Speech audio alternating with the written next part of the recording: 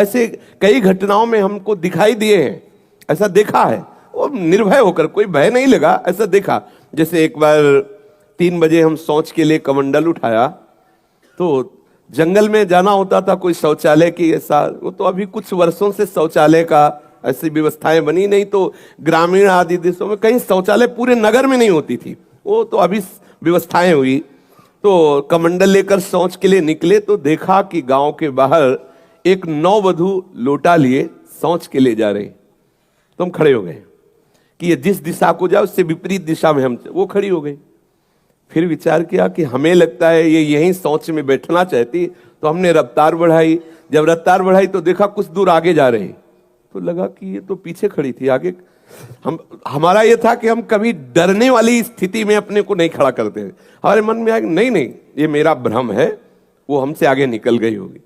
जब वो आगे गई तो हम पीछे मुड़े तो देखा हमारे दूसरे रास्ते में खड़ी। अब हमें पक्का विश्वास हो गया कि ये कोई स्त्री नहीं है, कोई पतित आत्मा है जो इस रूप में है। तो जोर से भगवान नाम उच्चारण खत्म किया, ना कोई भय और ना वो हमें दोबारा दिखाई दी। एक बार ऐसा हुआ कि सैमसी में जहां गुरु आश्रम है, तो एक खंडेर था, और हमें खंडेर बहुत प्रिय है शुरू से। ऐसा मतलब बिगड़ेल स्थान, पुराना वृक्ष या ऐसे कोई कुटिया, ऐसे पहले संन्यास मार्ग में ऐसे रहना अच्छा लगता था कि जहां जिसका किसी काल। तो रात्रि में उस खंडहर में जाकर के लेटे, वहां के लोगों ने रोका, आश्रम वाले लोगों, वहां मत जाइए। हम सोचा आश्रम के कई लोग यहाँ लेटते हैं तो बातचीत करेंगे, इसलिए एकांत। यही गए तो अंदर मंत्र चल रहा था, और एक छोटी सी टार्च सिराने, एक छोटी सी घड़ी दुप दुप वाली, क्योंकि उससे पता चले ना कि मतलब टाइम का। तो ऐसे रख के वैसे से थोड़ा ही लेटे, तो उस समय जटाएं बड़ी बड़ी थी, इतनी इतनी, तो ऐसे उनको तकिया की तरह जटा रखे। तो ऐसा लगा जैसे कोई हमें बहुत जोर से दबाने की चेष्टा कर रहा है। तो ऐसे देखा तो मुझे स्पर्श जैसा भी हुआ कि जैसे कोई कड़ा हाथों में एकदम। ऐसा कैसे हो सकता है? जब हम मंत्र जप रहे हैं तो कोई ऐसा कैसे हो सकता है कि कोई अशुभ आत्मा के छुए? तो टार्च लिया, बाहर निकले, कोई नहीं। मुझे लगा कि मेरी मानसिक बिगड़ेल बुद्धि हमको भयभीत करना चाहती है। नहीं नहीं, मैं नहीं मान। एक मन ने कहा यहां से हटके, वहां से हमको जिद्दी स्वभाव था, नहीं देखूं कैसा क्या। फिर वही जाके सोए। थोड़ी ही देर में फिर स्पष्ट अनुभव हुआ कि ऐसे। तब हम बैठ गए तत्काल मंत्र जपते हुए। फिर हम कहा आप यहाँ ठीक नहीं है, क्योंकि बार बार विक्षेप डालेगा। मंदिर में गए, उन लोगों से कहा, बोले अब जानते कि वहां है, आप क्यों गए ऐसा? तो हमने जीवन में देखा है कि अगर कहीं ऐसी प्रेत आत्मा आदि हो, वो आपको परेशान नहीं कर सकती। आपको जैसे गोकर्ण के सामने धुंधकारी प्रकट हुआ, कभी वो अग्नि बनता, कभी वो ये बनता, कभी भेड़ बनता, कभी सिंह, समझ गए अधोगति को प्राप्त। लेकिन कोई ऐसा नहीं कि उनका अनिष्ट करे और रो के कह रहा था कि मेरा उद्धार कर दो, मेरा कल्याण कर दो। तो ये प्रेत आत्माएं भगवत धामवासी, भगवान नाम जापक वैष्णवों के प्रति अपना कल्याण करने के लिए आती है। किसी को भी कभी घबराना नहीं चाहिए। यदि कभी ऐसी परिस्थिति हो तो उच्च स्वर से नाम कीर्तन करने लगना, विश्वास करना, तुम्हें छू नहीं सकता कोई। ये हम इसलिए सत्ता नहीं मानते। जैसे कभी कोई प्रश्न करता है तो कह देते मेरे भगवान ही भूत रूप में आए। ये एक स्थिति है, एक भावना की स्थिति जो सत्य भावना है। वासुदेवा सर्वमिति, तो सब प्रभु ही है, और सच्ची बात सब प्रभु ही है। लेकिन ये जो अगर हम उस स्थिति को नहीं पहुंचे तो पक्का समझ लो कि अगर प्रेत योनि का कोई भी जीव तुम्हारे सामने आता है और तुम भगवान नाम जप कर रहे हो तो तुम्हें कभी परास्त नहीं कर सकता। नमस्कार, जय श्री कृष्णा। सभी भाई बंधुओं को जीवन में सफलता पाने के लिए सिर्फ मानव ज्ञान ही काफी नहीं होता, उसके साथ साथ आध्यात्मिक ज्ञान भी बहुत आवश्यक होता है। यह एक ऐसा ज्ञान है जो हमें अपने आत्मा से जोड़ता है और हमें जीवन की असली महत्वपूर्णता को समझने में मदद करता है। इस चैनल का उद्देश्य है आपको आध्यात्मिक ज्ञान से परिचित कराना और आपके जीवन में सुख और समृद्धि का मार्ग दिखाना। हमारे जीवन में ज्ञान, विवेक और दृढ़ निश्चय का होना बहुत जरूरी है। इस चैनल में हम आपको धार्मिक और आध्यात्मिक ज्ञान से अवगत कराएंगे जो आपको अपने जीवन के सभी पहलुओं में सफलता पाने में मदद करेगा। चैनल में शामिल वीडियो सीख, सत्संग, मंत्र जाप, आरती, ध्यान और भक्ति संबंधी होंगे। हम इस चैनल के माध्यम से आपको ज्ञान की अनुपम शक्ति, आत्मा की शुद्धि और आनंद का मार्ग दिखाने का प्रयास करेंगे। तो चलिए शुरू करते हैं आज का आध्यात्मिक ज्ञान।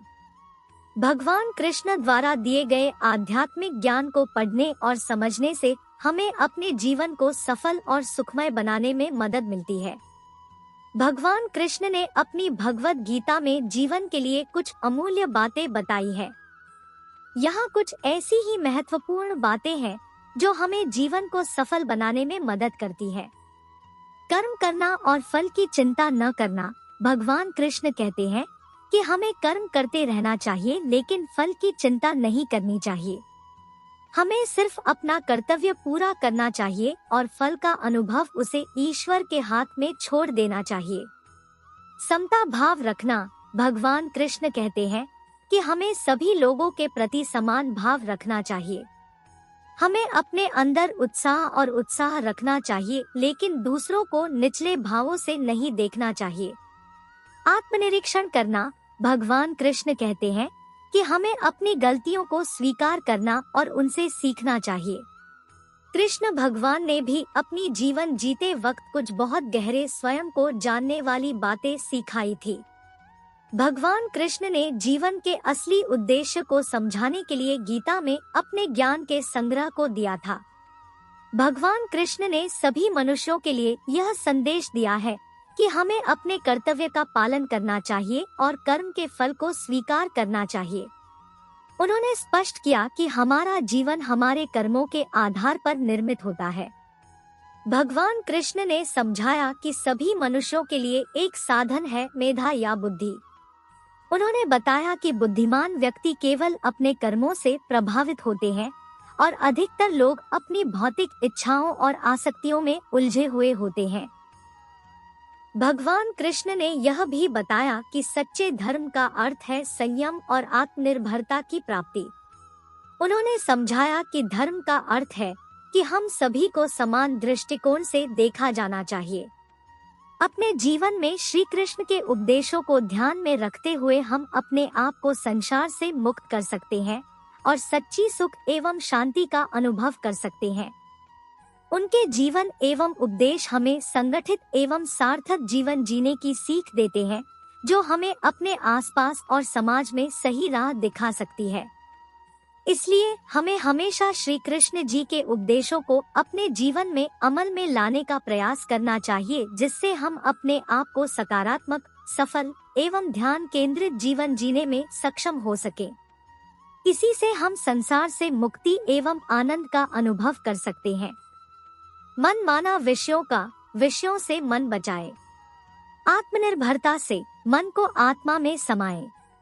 इस दोहे में श्री कृष्ण जी हमें बताते हैं कि मन को विषयों में नहीं फंसाना चाहिए, बल्कि वह आत्मा में समाना चाहिए। यह हमें बताता है कि हमें आत्मनिर्भर होना चाहिए और हमेशा अपने मन को आत्मा में समाये रखना चाहिए। आध्यात्मिक उत्थान के द्वारा आप अपनी आध्यात्मिक यात्रा की शुरुआत कर रहे हैं। हमारे संग जुड़कर आप अपनी आध्यात्मिक जिज्ञासा को उन्नत कर सकते हैं और जान सकते हैं कि आध्यात्मिक जीवन क्या होता है। इस चैनल के माध्यम से हम आपको अनुभव और ज्ञान की दुनिया में ले जाने का प्रयास करेंगे। हमारे संग जुड़कर आप जीवन के महत्वपूर्ण पहलुओं को जान सकते हैं और जीवन के हर एक पल को आनंदमय बना सकते हैं। अपने आध्यात्मिक उन्नति की यात्रा पर अब आगे बढ़े और जीवन की जिज्ञासा को पूरा करें। आध्यात्मिक उत्थान आपकी मदद करेगा। धन्यवाद और जय श्री कृष्ण।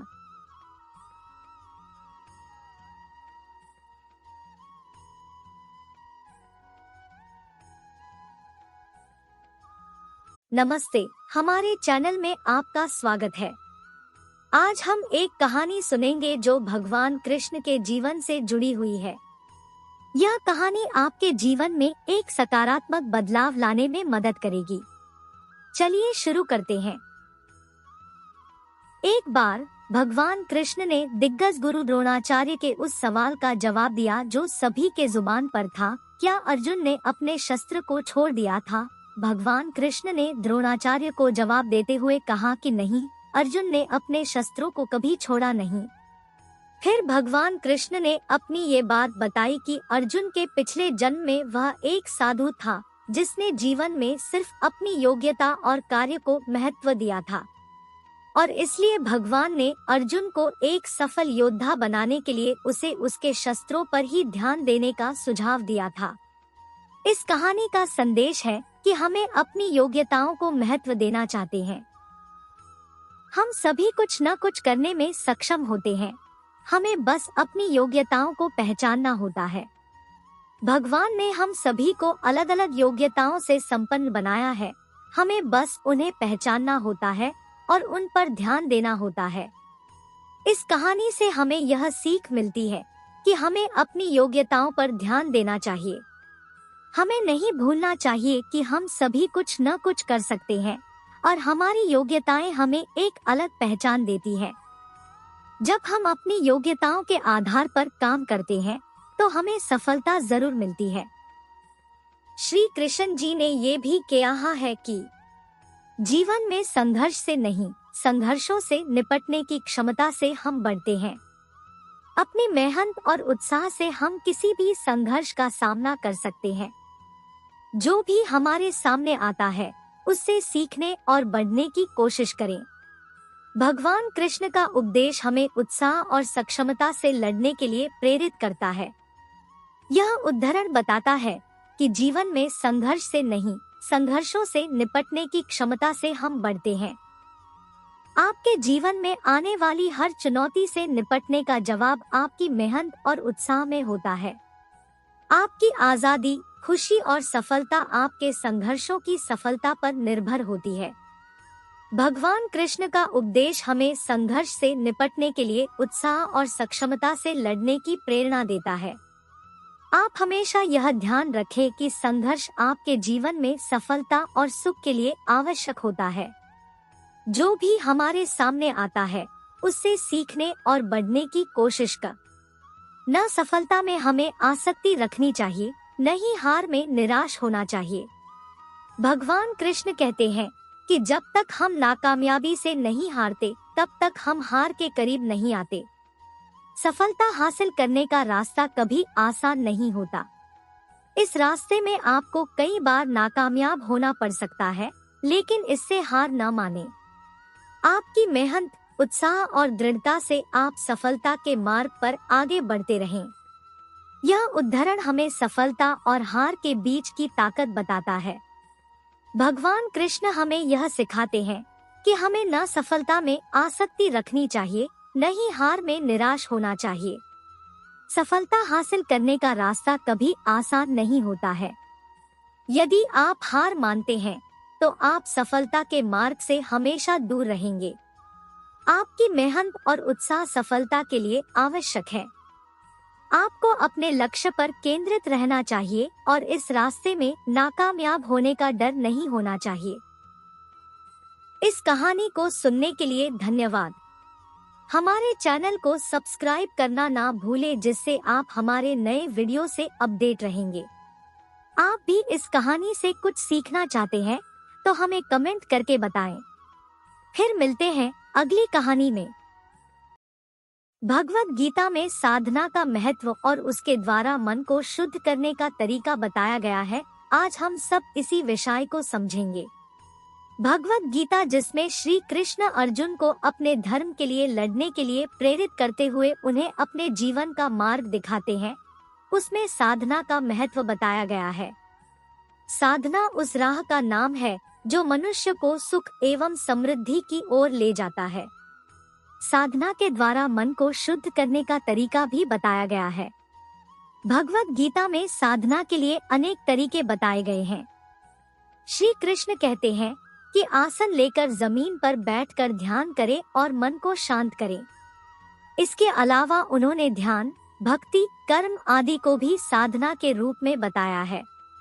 भगवद गीता में बताए गए साधना के तरीकों का पालन करने से मन शुद्ध होता है और इससे मनुष्य का जीवन समृद्ध और सुखमय होता है।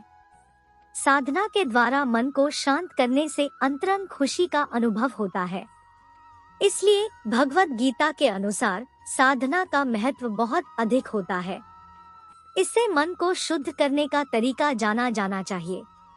अत्यंत महत्वपूर्ण है कि हम सभी इस साधना के लिए समय निकालें और इसे नियमित रूप से अपने जीवन का एक हिस्सा बनाएं। यह हमारे मन को शुद्ध और शांत रखने में मदद करेगा और हमें अपने जीवन के हर क्षेत्र में सफलता की ओर ले जाएगा। भगवद गीता में दिए गए ये संदेश हमें अपने आत्मविश्वास और अनुशासन को बढ़ाने के साथ साथ सभी समस्याओं से निपटने की कला सिखाते हैं।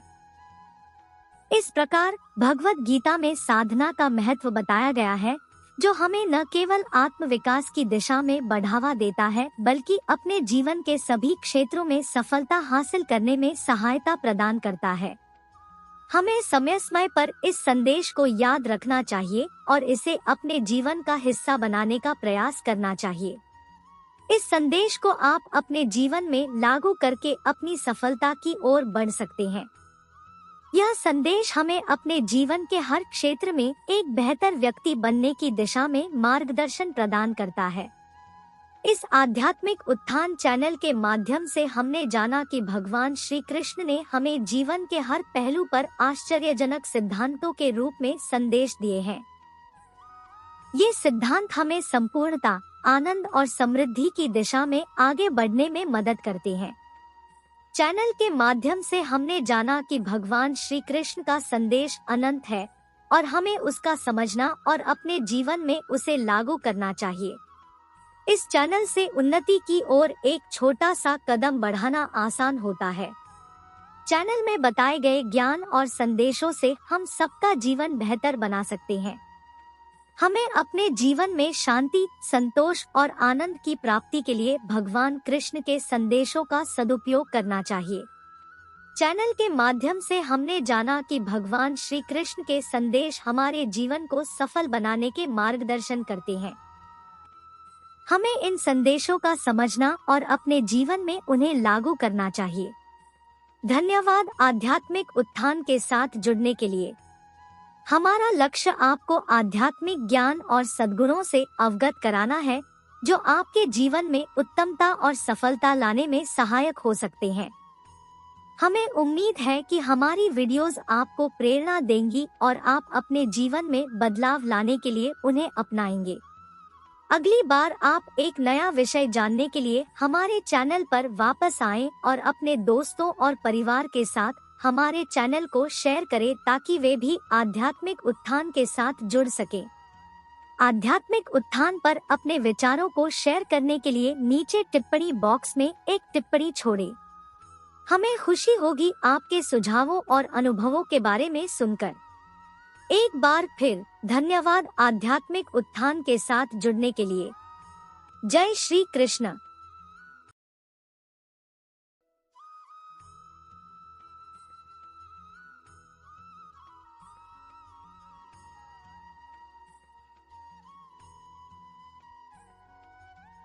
आपका स्वागत है चैनल आध्यात्मिक उत्थान में। आज हम उन महत्वपूर्ण आध्यात्मिक सीख और शिक्षाओं को जानेंगे जो भगवान श्री कृष्ण ने हमें अपने उपदेशों के माध्यम से दिए हैं। इन उपदेशों को अपने जीवन में अमल करके हम आध्यात्मिक उन्नति और आनंद की ओर बढ़ सकते हैं। चलिए आज की सबसे महत्वपूर्ण सीख से शुरुआत करते हैं और देखते हैं कि ये हमारे जीवन को कैसे सुंदर और आध्यात्मिक बना सकते हैं। भगवान श्री कृष्ण ने भगवद गीता के माध्यम से मोक्ष या स्वर्ग की प्राप्ति के लिए कई महत्वपूर्ण तत्वों को व्यक्त किया है। इन तत्वों से व्यक्ति अपने जीवन को धार्मिक, भक्तिपूर्ण और ज्ञान से भरकर आत्मिक विकास कर सकता है। धर्म। भगवान कृष्ण ने धर्म का पालन करने की महत्वपूर्ण सलाह दी है। धर्म व्यक्ति के कर्म, कर्तव्य और सामाजिक व्यवहार को नियंत्रित करता है। धर्म के पालन से व्यक्ति समाज में समृद्धि और समानता को बढ़ावा देता है। भक्ति। भगवान श्री कृष्ण ने प्रेम भक्ति को महत्वपूर्ण बताया है। प्रेम भक्ति में व्यक्ति अपने मन, वचन और क्रिया से भगवान की उपासना करता है। भगवान के प्रति प्यार और समर्पण से आत्मा पवित्रता और शांति प्राप्त कर सकती है। ज्ञान। ज्ञान का प्राप्ति भी मोक्ष की ओर एक महत्वपूर्ण कदम है। ज्ञान के माध्यम से व्यक्ति अपने आत्मा के असली स्वरूप को समझ सकता है और ब्रह्मा, परमात्मा और संसार के तत्वों को जान सकता है। निष्काम कर्म, भगवद गीता में निष्काम कर्म का भी महत्वपूर्ण वर्णन किया गया है। इसका मतलब है कि कर्मों को किसी इच्छा या फल की चिंता किए बिना किया जाना चाहिए। निष्काम कर्म से कर्मों का फल मुक्ति और समर्पण के साथ किया जाता है। योग साधना भी मोक्ष की ओर एक मार्ग है। भगवद गीता में कर्म योग, भक्ति योग, ज्ञान योग और ध्यान योग जैसे विभिन्न प्रकार के योगों का वर्णन किया गया है। इन योगों के माध्यम से व्यक्ति अपने मन को शुद्ध करके आत्मा के परमात्मा से मिलान की ओर बढ़ सकता है। समर्पित भावना, भगवान श्री कृष्ण ने जीवन को समर्पित भावना से जीने की सलाह दी है। इसका मतलब है कि व्यक्ति अपने कर्मों और जीवन को भगवान के लिए समर्पित करें, भगवान के लिए समर्पण करें। इससे कर्मों का फल मुक्त हो जाता है और व्यक्ति अपने जीवन को देव के सेवा में समर्पित कर सकता है। आत्मा की शांति, भगवान ने बताया कि आंतरिक शांति और आत्मा की शांति का महत्व है। व्यक्ति को आत्मिक शांति की खोज में जुटना चाहिए, जिससे वह व्यक्तिगत शांति, समृद्धि और आनंद पा सके। इस तरह भगवान श्री कृष्ण ने भगवद गीता में बताया है कि मोक्ष या स्वर्ग की प्राप्ति व्यक्ति के आंतरिक आध्यात्मिक विकास पर निर्भर करती है। व्यक्ति को अपने जीवन में धर्म, प्रेम, भक्ति, ज्ञान, निष्काम कर्म और योग के सिद्धांतों का पालन करके अपने आत्मिक विकास करना चाहिए। इसके रूप में व्यक्ति अपने जीवन को आध्यात्मिक और मोक्षकारी बनाने के लिए तैयार हो सकता है। इस आध्यात्मिक सफलता के सफर में हमने भगवान श्री कृष्ण के उपदेशों के माध्यम से अनमोल ज्ञान को सीखा है और उन्हें अपने जीवन में अमल किया है। हम यह जानते हैं कि आध्यात्मिक उन्नति हमारे जीवन को सुखमय बना सकती है और हमें आनंद, शांति और सामर्थ्य प्रदान कर सकती है। चैनल आध्यात्मिक उत्थान के साथ इस सफलता के सफर पर आने के लिए धन्यवाद। हम अपने आने वाले वीडियो में और भी आध्यात्मिक ज्ञान और सीख लाने के लिए तैयार हैं, इसलिए चैनल आध्यात्मिक उत्थान को सब्सक्राइब करना न भूलें। धन्यवाद और आपका आध्यात्मिक उत्थान जारी रहे।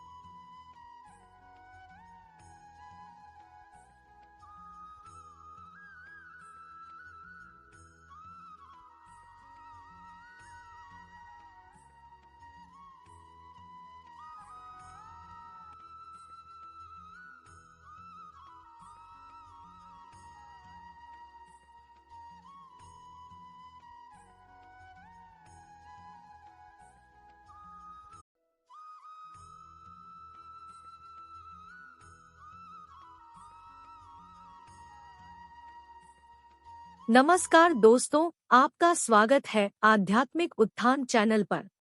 आज हम बात करेंगे भक्ति और भजन के महत्वपूर्ण विषय पर, जिसका स्रोत है प्रेमानंद महाराज जी वृंदावन वाले। तो चलिए सुनते हैं महाराज जी के मुख से। देखो, कुछ लोगों का ये भ्रम होता है कि आप यदि कहते हैं कि भजन से शारीरिक रोग नष्ट हो गए, विपत्तियां नष्ट हो गई, तो संतों में भी देखा जाता है कि बड़ी बड़ी दुखदायी परिस्थितियां आ जाती हैं, रोग आ जाते हैं। तो क्या इनका भजन ठीक नहीं है या इनको भजन का फल नहीं मिला है? आप अच्छे से समझ लो, जैसे जैसे आपका भजन बढ़ेगा वैसे वैसे इस शरीर से ममता खत्म होगी। आप शरीर ममता में है तो आपको ऐसा लगता है कि साधना और भजन का यही फल है कि हमारा शरीर स्वस्थ रहे और हम खूब मनमानी भोग भोगें। इतनी साधना का फल है। कोई विपत्ति ना आवे, सब आदमी हाथ झुकाए, सर झुकाए, हाथ जोड़े हमारे सामने खड़े रहें, हम सदैव खूब भोगों के भोक्ता बने, तो माने कि हाँ भजन का फल मिला है। भजन का फल ये माया या अविद्या नहीं है भाई, बिल्कुल एक ये स्वप्न है जिसमें तुम अज्ञान की धरा में देख रहे हो और इसमें राजी हो गए हो। अध्यात्म का तुम्हें पता ही नहीं है, तुम क्या हो, कौन हो, कहां से आए हो, कहां जाना है, क्या करना है, क्या नहीं करना है, इसका ज्ञान नहीं है। आप कैसे निर्णय कर सकते हो कि भजन का फल क्या होता है? संपूर्ण सृष्टि का मंगल करने की जिन महापुरुषों में सामर्थ्य है, उनके शरीरों में भयानक पीड़ा और कष्ट देखी गई, और वो निर्विकार भाव से भगवान के श्री चरणों का यश गाना, उनमें अपने चित्त को जोड़े रहना, सामर्थ होते हुए भी अपमान, गाली, निंदा सहना। आप इस रहस्य को नहीं जान पाएंगे। जब तक आप उस स्थिति में नहीं होंगे तब तक नहीं जान पाएंगे। आपको संशय होगा कि क्या इनके भजन की सामर्थ्य जब इन्हीं को कष्ट है। साक्षात मां भद्रकाली रामकृष्ण परमहंस जी को गोद में लेती, बात करती, दुलार करती अंबा, और गले में कैंसर था, भयानक पीड़ा। जिस दैवी शक्ति के आगे किसी ईश्वरी का बल भी नहीं चला, वो भद्रकाली जिनसे इतना प्रसन्न है कि जैसे हम अपनी मां से बात करते हैं, ऐसे वो अंबा से बात करते थे। क्या मां उनके कैंसर को नष्ट नहीं कर सकती थी क्या? एक कैंसर क्या, जगत के कैंसर को ही मिटा दे तो अंबा है महान सामर्थ्यशाली दिव्य शक्ति। इस शक्ति के बिना कोई महत्व ही नहीं है। ईश्वर का महत्व यही शक्ति है, तभी उन्हें शक्तिशाली कहा गया, शक्तिवान कहा गया। इन्हीं से शक्तिवान है। भाई जी श्री श्यामा श्याम के अनुराग में पगे हुए लाखों को भगवत प्राप्ति करा दी, लाखों को आगे कराते रहेंगे। उनके वचनों में इतनी सामर्थ्य है। उदर में कैंसर, भयंकर पीड़ा, पूरा जीवन भाई जी कभी गुदाद्वार में ऐसा रोग भयंकर, कई कई दिन अस्पताल में पड़े हुए हैं। ऐसी पीड़ाएं देखी गई। कितने महापुरुषों के चरित्र बताएं, और वो सब ऐसे जो पूरी सृष्टि को बदल सकते हैं, क्योंकि जिन्होंने भगवान को अधीन कर लिया अपने भजन बल से, प्रेम बल से, उनके लिए क्या दुर्लभ। तो जैसे सांप अपनी केचुल से बिल्कुल ममता नहीं रखता, सत्य मानिए जब भजन तुम्हारा होगा तो ये स्थूल शरीर क्या, सूक्ष्म शरीर, कारण शरीर से भी वो राग रहित हो जाता है। इस वीडियो में श्री प्रेमानंद महाराज जी ने भजन का फल के विषय पर बात की और बताया कि भजन और कीर्तन का महत्व क्या है। यदि आपको यह वीडियो पसंद आया हो और आप आध्यात्मिक उत्थान के और ऐसे महत्वपूर्ण विषयों पर और भी वीडियो देखना चाहते हैं, तो कृपया हमारे चैनल आध्यात्मिक उत्थान को सब्सक्राइब करें और हमारे साथ जुड़े रहें। राधे राधे। राम नाम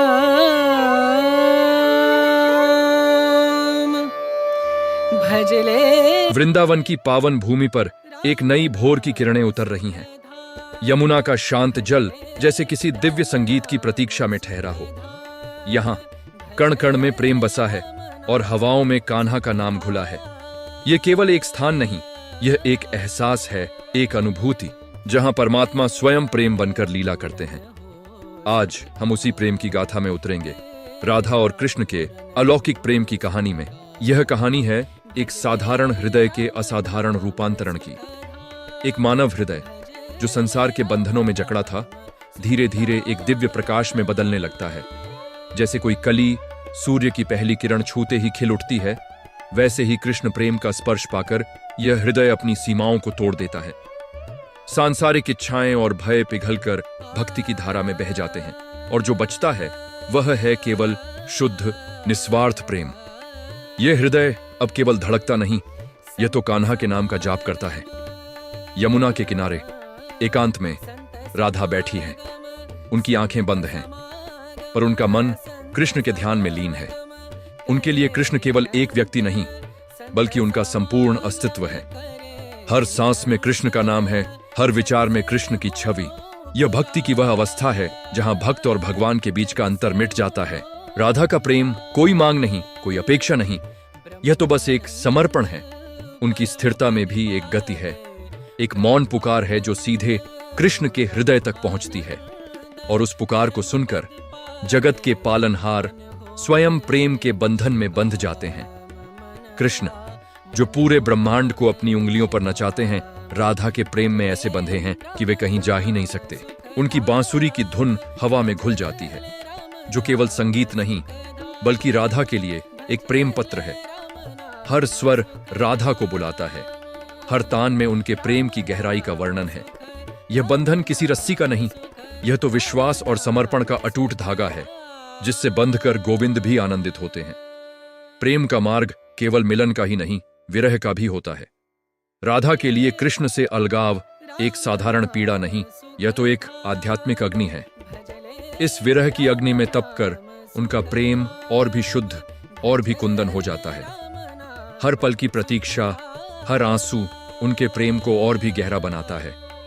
यह विरह उन्हें कृष्ण के और भी समीप ले जाता है, क्योंकि अब कृष्ण केवल बाहर नहीं, उनके भीतर भी बसने लगते हैं। यह दर्द उन्हें तोड़ता नहीं, बल्कि उन्हें उस दिव्य मिलन के लिए तैयार करता है जो उनकी प्रतीक्षा कर रहा है। और फिर वह रात आती है, शरद पूर्णिमा की रात, जब वृंदावन की धरती पर स्वर्ग उतर आता है। कृष्ण अपनी बांसुरी बजाते हैं और उसकी धुन सुनकर सारी गोपियां अपनी सुध बुद्ध खोकर उनकी ओर खींची चली आती हैं। यह रास लीला है, आत्मा का परमात्मा से मिलन। यहां हर गोपी एक राधा है और कृष्ण अकेले ही सबके साथ नृत्य करते हैं। यह कोई साधारण नृत्य नहीं, यह तो ब्रह्मांड का नृत्य है, जहां समय और स्थान का कोई अर्थ नहीं रह जाता। यह प्रेम की सर्वोच्च अभिव्यक्ति है, जहां हर आत्मा अपने स्रोत में विलीन हो जाती है। राधा और कृष्ण की यह कथा हमें एक गहरा संदेश देती है। सच्चा प्रेम बाहर किसी व्यक्ति या वस्तु में नहीं, बल्कि हमारे अपने भीतर है। भक्ति का मार्ग किसी मंदिर या तीर्थ तक ही सीमित नहीं, यह तो हृदय की यात्रा है। जब हम अपने भीतर उस दिव्य प्रेम को खोज लेते हैं, तो पूरा संसार ही वृंदावन बन जाता है। हमें अपने कृष्ण को कहीं बाहर ढूंढने की आवश्यकता नहीं, वे तो हमारी हर सांस में, हमारे हर विचार में मौजूद हैं। बस हमें राधा की तरह समर्पित होकर उन्हें पुकारने की देर है। अंत में प्रेम की यह यात्रा अपने अंतिम पड़ाव पर पहुंचती है। राधा और कृष्ण का मिलन होता है। यह दो शरीरों का नहीं, बल्कि दो आत्माओं का एक हो जाना है। राधा कृष्ण में और कृष्ण राधा में विलीन हो जाते हैं। अब कोई द्वैत नहीं, केवल अद्वैत है। राधा के बिना कृष्ण अधूरे हैं और कृष्ण के बिना राधा का कोई अस्तित्व नहीं। वे एक ही तत्व के दो रूप हैं, प्रेम और प्रेमी। उनकी यह दिव्य एकता हमें सिखाती है कि सच्चा प्रेम कभी समाप्त नहीं होता, वह तो बस अपना रूप बदलता है और अंत में अपने स्रोत, उस परमानंद में मिल जाता है। राधे राधे।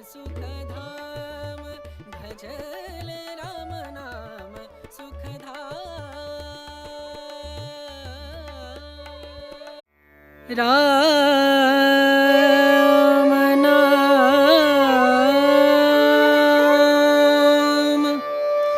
भजले। राधे राधे। आज हम राधा कृष्ण के प्रेम के उस आध्यात्मिक रहस्य को समझने का प्रयास करेंगे, जो केवल एक कहानी नहीं, बल्कि आत्मा और परमात्मा के मिलन की एक दिव्य यात्रा है। अक्सर हम उनके प्रेम को सांसारिक दृष्टि से देखते हैं, लेकिन इसका वास्तविक अर्थ बहुत गहरा है। सबसे पहले आइए जीवात्मा और परमात्मा के संबंध को समझें। हम सभी जीवात्मा हैं, यानी व्यक्तिगत आत्मा, और कृष्ण परमात्मा है, यानी परमात्मा या ब्रह्मांडीय चेतना। जैसे एक बूंद समुद्र का ही अंश होती है, वैसे ही हर जीवात्मा परमात्मा का ही एक छोटा सा हिस्सा है। हमारी आत्मा हमेशा उस स्रोत से दोबारा जुड़ने के लिए तरसती है, जहां से वह आई है। राधा इसी जीवात्मा की लालसा और तीव्र इच्छा का प्रतीक है। उनका कृष्ण के प्रति अथाह प्रेम वास्तव में आत्मा की परमात्मा से मिलने की तड़प को दर्शाता है। यह एक ऐसी यात्रा है जहां आत्मा अपने मूल स्वरूप को पहचानकर परम चेतना में विलीन होना चाहती है। अब बात करते हैं शक्ति और शक्तिमान के सिद्धांत की। कृष्ण यदि शक्तिमान हैं, यानी ऊर्जा के स्रोत, तो राधा उनकी शक्ति है, यानी वह ऊर्जा स्वयं। दोनों एक दूसरे से अलग नहीं हो सकते। जैसे सूर्य और उसकी रोशनी या आग और उसकी गर्मी को अलग नहीं किया जा सकता, वैसे ही राधा और कृष्ण अविभाज्य हैं। कृष्ण पूर्ण हैं, लेकिन उनकी पूर्णता राधा के बिना अधूरी है। राधा वह क्रियात्मक ऊर्जा है जिसके माध्यम से कृष्ण अपनी लीलाओं को प्रकट करते हैं। उनका प्रेम यह सिखाता है कि शक्ति और शक्तिमान एक ही सत्य के दो पहलू हैं। राधा के बिना कृष्ण की कल्पना भी नहीं की जा सकती, और कृष्ण के बिना राधा का कोई अस्तित्व नहीं है। वे एक ही हैं जो भक्तों को आनंद देने के लिए दो रूपों में प्रकट हुए हैं। यह हमें भक्ति योग के मार्ग पर लाता है, जो मुक्ति का सबसे सरल और मधुर मार्ग है। भक्ति योग का अर्थ है प्रेम और समर्पण के माध्यम से ईश्वर से जुड़ना। राधा भक्ति की सर्वोच्च अवस्था का प्रतीक है। उनकी भक्ति में कोई शर्त नहीं, कोई मांग नहीं, केवल निस्वार्थ प्रेम और पूर्ण समर्पण है। उन्होंने अपना सब कुछ, अपना अहंकार, अपनी पहचान, सब कुछ कृष्ण को समर्पित कर दिया। राधा हमें सिखाती हैं कि सच्ची भक्ति क्या होती है। यह केवल पूजा पाठ या कर्मकांड नहीं है, बल्कि हर पल, हर सांस में ईश्वर को महसूस करना है। जब एक भक्त राधा की तरह अपनी हर चीज ईश्वर को सौंप देता है, तो वह भक्ति की उस ऊंचाई पर पहुंच जाता है जहां भक्त और भगवान के बीच कोई दूरी नहीं रहती। अंत में राधा कृष्ण का प्रेम हमें प्रेम और मुक्ति की सर्वोच्च अवस्था की ओर ले जाता है। यह प्रेम सांसारिक आकर्षण से परे है। यह आत्मा का आत्मा से मिलन है। जब जीवात्मा राधा की तरह अपने अहंकार को पूरी तरह से त्याग देती है और परमात्मा कृष्ण में पूरी तरह से विलीन हो जाती है, तो उसे महाभाव की स्थिति प्राप्त होती है। यह प्रेम की वह पराकाष्ठा है जहां द्वैत समाप्त हो जाता है और केवल अद्वैत यानी एकता रह जाती है।